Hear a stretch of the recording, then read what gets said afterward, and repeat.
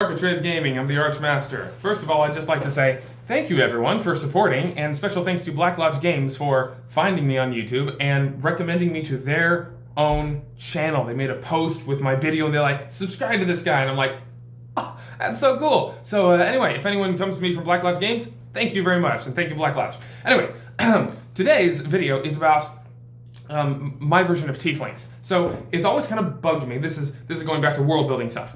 It's always kind of bugged me that in D&D lore, right? That's kind of my starting point for a lot of things. I played Elder Scrolls, loved it, and then got to D&D and only played D&D for like a year before I was like, this could use some tweaking. So anyway, this is from a D&D starting point. So it's always tweaked, not twerked me. It has always irked me that in Forgotten Realms in 5e, the Tieflings, it's like, oh, they're devil-born and people are racist against them, and they're like, oh, you devil child, and they have horns and they're all ugly, and like, everyone hates them.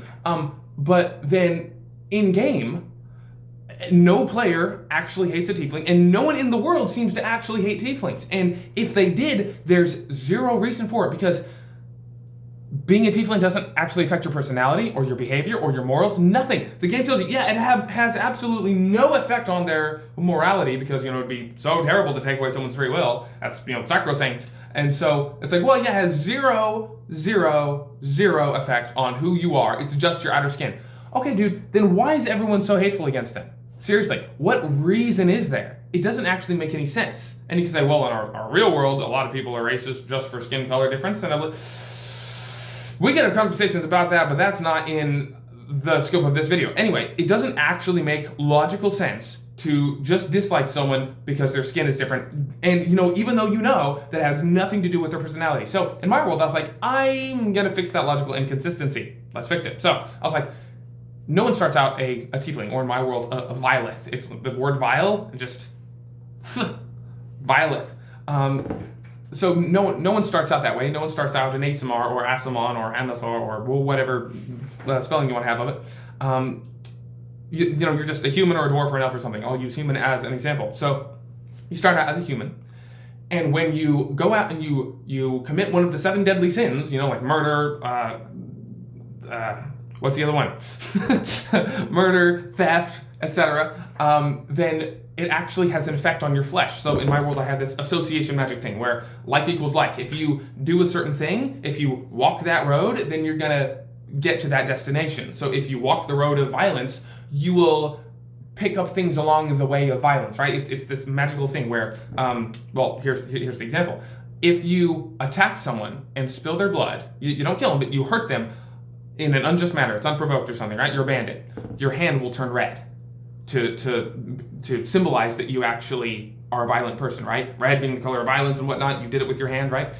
And so it also symbolizes, the blood on your hands and that kind of thing, right? So it's that, like, hey, red and blood and all that is like the color of violence. So if you are violent, you will turn red, right? It's like the world just kind of the universe makes that decision for you and says, hey, this thing is associated with that, therefore if you do this thing, you will get that. So if you actually murder someone, then all your skin turns red, right? You don't get a tail and horns or anything else, but your whole skin turns red. So you can look at someone who has a red hand or red skin and be like, it's a murderer, you're not allowed in town, you're under arrest, right? And so each one of the 7 vices has their own trait, their own thing, where if you commit that vice, then your body changes in a certain way. And I call those vice traits. So if you murder, it's red. If you're violent, it's red hand. If you go all the way with violence, the most wrath, right? Because the 7 deadly sin, the one is wrath. And so if you're super wrathful enough to kill someone, then your whole body turns red, your whole skin. Another one is if you steal. My first idea was that your hair would turn green, but then that would just greed being green and whatnot. I was like, no, I think it gets all thorny and spiky and clingy or something, right? I don't want it to look silly. So yeah, your hair gets all thorny and spiky and maybe greasy or something. It's very obvious, right? And so yeah, you steal and you may start to get streaks and whatnot. You steal enough and all your hair goes all streaky, right? If you force someone to swear an oath to you, or you force them to comply by brute force or blackmail or any sort of unjust power over them. You force them to obey or serve or do something or not do something for you. Like, you better not tell the guard or I'll kill you, right?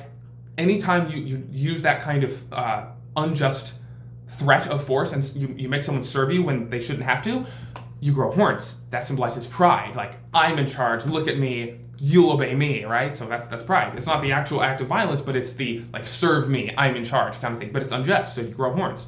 If you are gluttonous, which in my system is like if you are, hogging all the potions, etc., right? I believe this one was I think it's the tail. Yeah, I think you get the tail when you're consuming too many resources and all that. If you're a coward, if you flee from combat, you may not know this, but in older editions, like even 3rd edition, Tieflings actually had cloven hooves for feet. They had goat hooves for feet, and so you would get those cloven hooves. It's like, oh, you're a coward, you ran away. And so your feet turn into like faster moving feet. So the thing kind of helps you actually a little, like, hey, you get to actually run away faster. But also it's very obvious that you're a coward and you ran, right? What's another one? If you lie. This is one of my favorite ones. I came up with this whole vice trait thing because my players were always lying, and I was looking at Critical Role, and the characters there were always lying. Characters, not players. The characters were just lying constantly, and it was so annoying because I'm a truthful person, and so I don't account for lies. I'm like, oh yeah, they did this thing, and they're gonna tell them. They're like, no, we didn't. This dude did. I'm just like, how do I adjudicate that? Like, it just doesn't seem to compute in my mind how to deal with a lie because my mind just doesn't work that way, right? So I was like, okay, I'm really tired of characters lying all the time. I'm tired of there being no consequences because consequences for your actions, right?